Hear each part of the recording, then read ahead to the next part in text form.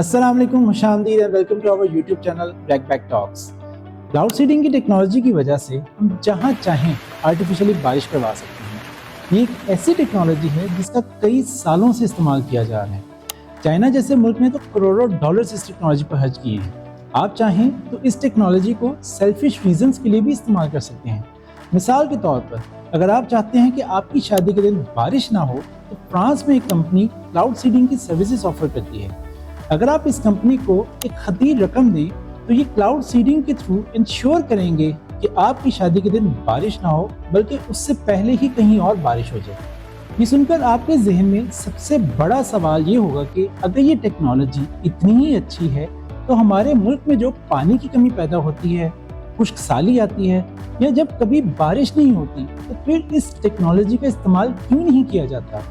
आज की इस वीडियो में हम देखेंगे कि आखिर क्लाउड सीडिंग की टेक्नोलॉजी है क्या। क्लाउड सीडिंग की टेक्नोलॉजी को समझने से पहले हमें ये समझना होगा कि आखिर बादल होते क्या हैं और ये बनते कैसे हैं। हम सब ने स्कूल में 3 स्टेट्स ऑफ मैटर के बारे में पढ़ा है, सॉलिड, लिक्विड एंड गैस। अगर हम पानी की बात करें तो पानी की भी 3 ही स्टेट्स हैं, आइस, वाटर एंड वेपर्स। एक स्टेट का दूसरी स्टेट में बदल जाना कन्वर्जन कहलाता है। बर्फ अगर पानी में तब्दील हो जाए तो इसे हम मेल्टिंग कहते हैं। पानी से जब बर्फ बनती है तो इसे फ्रीजिंग कहा जाता है और पानी जब वाटर वेपर्स में तब्दील हो जाए तो इसे वेपोरेशन कहते हैं। वाटर वेपर्स जब दोबारा पानी की शक्ल इख्तियार कर लेते हैं तो इसे कंडेंसेशन कहा जाता है।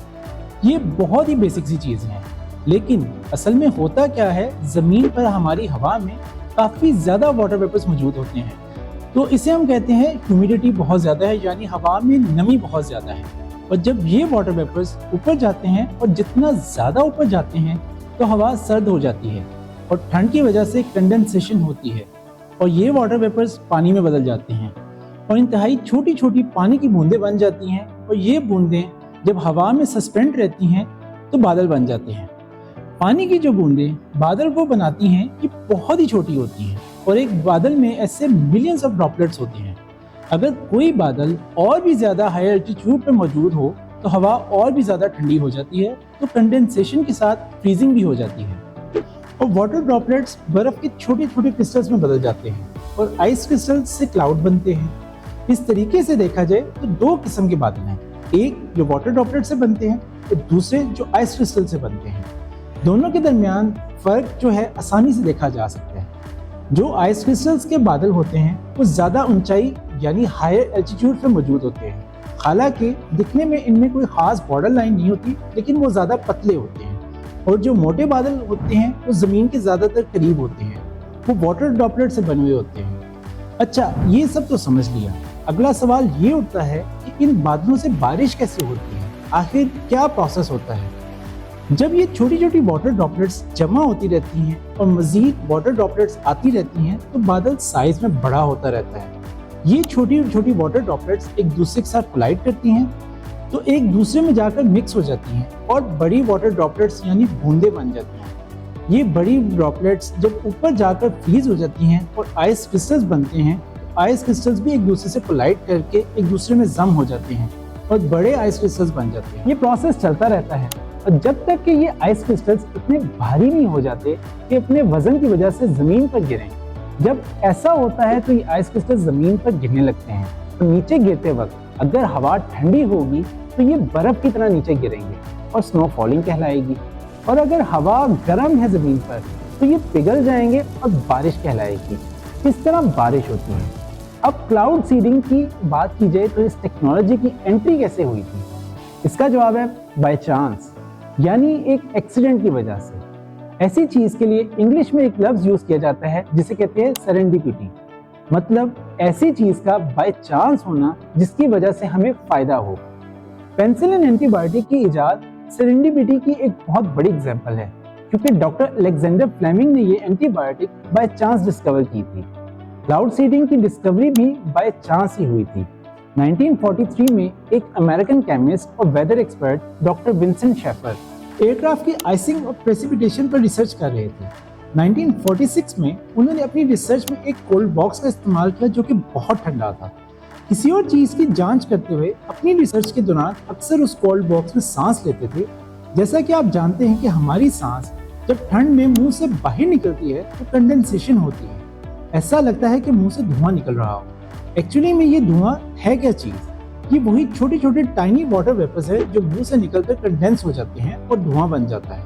एग्जैक्टली वही प्रोसेस जो बादलों में होता है। डॉक्टर शेफर ने भी यही चीज नोटिस की, लेकिन वो इसे एक स्टेप मजीद आगे ले गए। उन्होंने कोल्ड बॉक्स में ड्राई आइस डालकर और भी ठंडा कर दिया। Dry ice basically carbon dioxide की ही सॉलिड शक्ल होती है। कार्बन डाइऑक्साइड रेफ्रिजरेशन में कॉमनली यूज होती है और ये सिर्फ -78 डिग्री सेल्सियस पर मौजूद होती है। डॉक्टर शेफर ने कुछ ड्राई आइस बॉक्स में डाल दी और जब उस बॉक्स में उन्होंने ब्रीथ आउट किया तो उन्होंने देखा कि अचानक उनके मुंह से निकलने वाली हवा लाखों माइक्रोस्कोपिक आइस क्रिस्टल्स में बदल गई।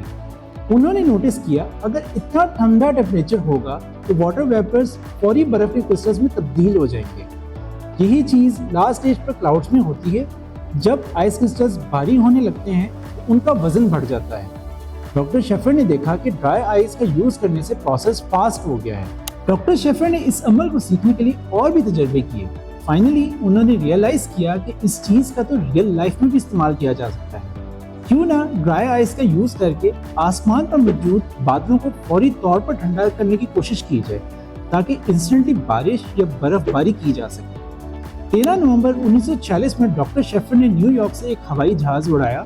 अपने साथ इस प्लेन में वो तकरीबन 2.5 किलो ड्राई आइस लेकर गए और माउंट ग्रे लॉक के करीब एक बादल पर अपना टेस्ट किया। प्लेन से उन्होंने क्रस्ट ड्राई आइस बादलों पर फेंकी तो उन्हें जो रिजल्ट मिला वो हैरानकुन था।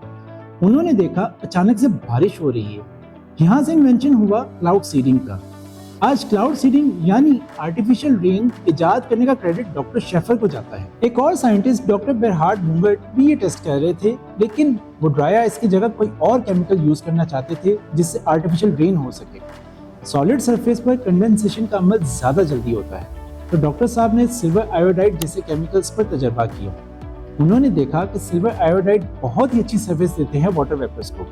सिल्वर आयोडाइड की प्रॉपर्टी है कि वो अपने अंदर काफी ज्यादा मॉइस्चर अब्सॉर्ब कर सकती है और वाटर वेपर्स सिल्वर आयोडाइड की तरफ जमा होकर पानी में तब्दील हो जाते हैं। हम सिल्वर आयोडाइड जैसे कई और मटेरियल्स के बारे में जानते हैं जिनकी खास बात ये है वो अपने इर्द गिर्द नमी को जज्ब कर सकते हैं। इन मटेरियल्स को क्लाउड सीड्स कहा जाता है। जैसा कि डॉक्टर शेफर ने बादलों के ऊपर ड्राई आइस फेंकी, वैसे हम इन क्लाउड सीड्स मटेरियल्स को यूज कर सकते हैं बादलों पर फेंकने के लिए, जिससे कंडेंसेशन का प्रोसेस ज्यादा जल्दी हो जाता है और हमें फौरन बारिश मिल जाती है। जैसे ही दुनिया के लोगों और हुकूमतों को इस टेक्नोलॉजी के बारे में पता चला, हर किसी की यही कोशिश थी कि वो इस टेक्नोलॉजी को अपने फायदे के लिए इस्तेमाल कर ले। नवंबर 1955 में थाईलैंड के किंग ने एक थाईलैंड रॉयल में रेन मेकिंग प्रोजेक्ट का आगाज किया। जब खुश्क साली थी और किसान बारिश न होने की वजह से परेशान थे, तब क्लाउड सीडिंग करके बारिश बरसाई जाती थी। कुछ मुल्कों ने बारिश रोकने के लिए भी इस टेक्नोलॉजी का इस्तेमाल किया। चाइना ने बीजिंग ओलंपिक्स 2008 में क्लाउड सीडिंग का यूज किया। वो चाहते थे कि ओपनिंग सेरेमनी के दौरान बारिश ना हो।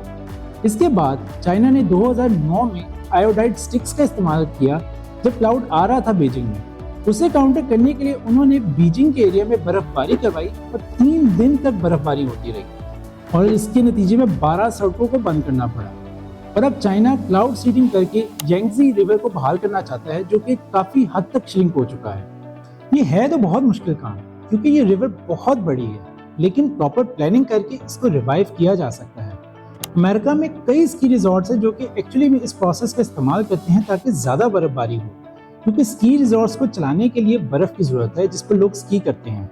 अगर बर्फ नहीं होगी तो ये रिजॉर्ट्स काम नहीं कर सकते। हर टेक्नोलॉजी का कोई ना कोई फायदा और नुकसान जरूर होता है, बट हैरानी की बात यह है कि क्लाउड सीडिंग का कोई भी साइड इफेक्ट या नुकसान नहीं है, क्योंकि इसमें सिर्फ कंडेंसेशन के प्रोसेस को तेज किया जाता है, ना कि बादल बनाए जा रहे हैं। हम एग्जिस्टिंग बादलों को फोर्स कर रहे हैं कि अभी बारिश हो जाए बाद में होने की बजाय। अगर आप गौर से देखेंगे तो ये शायद इतनी भी यूजफुल टेक्नोलॉजी नहीं है। हम ये तो कंट्रोल कर सकते हैं कि आज की बजाय कल बारिश हो जाए या इस रीजन के बजाय उस रीजन में बारिश हो जाए, लेकिन अगर हवा में वाटर वेपर्स ही मौजूद नहीं होंगे तो बादल नहीं बनेंगे और ना ही बारिश होगी। हम इस टेक्नोलॉजी से वाटर वेपर्स नहीं बना सकते। स्टार्ट में लोगों का एक कंसर्न ये भी था कि सिल्वर आयोडाइड का इस्तेमाल करने से इंसानों या जानवरों को नुकसान पहुंच सकता है, लेकिन बहुत ही थोड़ी मिकदार में सिल्वर आयोडाइड का इस्तेमाल डेंजरस नहीं है और क्लाउड सीडिंग में बहुत ही थोड़ी सी सिल्वर आयोडाइड का इस्तेमाल किया जाता है। इसका सेहत और माहौल पर कोई नेगेटिव असर नहीं पड़ता। हालिया दौर में क्लाउड सीडिंग के लिए एक न्यू टेक्नोलॉजी भी सामने आ रही है। एक टेक्नोलॉजी आई है क्लाउड जैपिंग की। इस मेथड में ड्रोन्स हवा में जाकर बादलों को इलेक्ट्रिक करंट देते हैं, जिसकी वजह से बादल में मौजूद छोटी छोटी ड्रॉपलेट्स आपस में मिल जाती हैं और बड़ी ड्रॉपलेट्स बन जाती हैं। तो इस वजह से बारिश जल्दी बरस जाती है। इस मेथड का यूज यूएई जैसे मुल्कों में किया जा रहा है और कुछ जगहों पर यह सजेस्ट किया गया है क्लाउड सीडिंग और क्लाउड जैपिंग टेक्नोलॉजी को साथ में इस्तेमाल किया जाए। सिल्वर आयोडाइड और इलेक्ट्रिक करंट का इस्तेमाल करके और भी जल्दी बारिश की जा सकती है। आपकी क्या राय है कि ये टेक्नोलॉजी कितनी मुफीद है? नीचे कमेंट्स में हमें जरूर बताइएगा। उम्मीद है आपको वीडियो पसंद आई होगी।